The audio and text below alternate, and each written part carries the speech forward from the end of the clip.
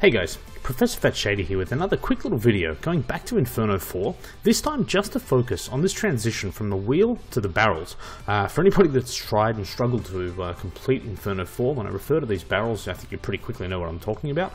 I've had a number of comments on the other video, so I just thought I'd go through this very briefly to try and give you a few more pointers, considering that last time I attempted this, I failed miserably.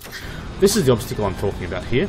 The suggestion I would always have is to try and be centered over the bike before you attempt this. If you usually land here in a seated position, I'll always recommend you change your body position, and it'll just give you a little bit more spring for the bunny hop you need to complete to get over this gap. What you want to attempt to do is land with your rear wheel on that barrel, the one closest to us. So let's just try that.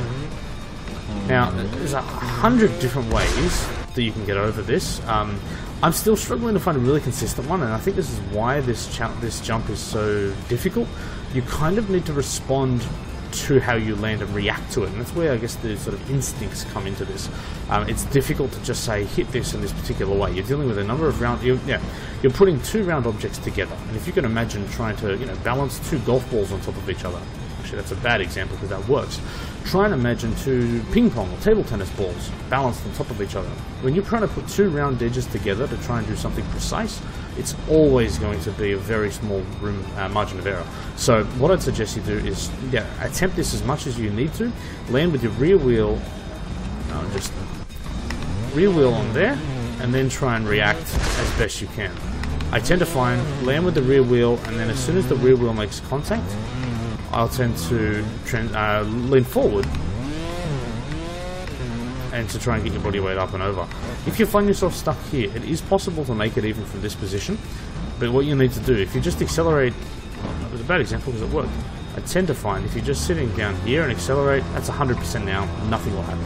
And that obstacle's been designed for that to happen. What you want to do is just reverse just a touch, and that'll give you the motion to go forward.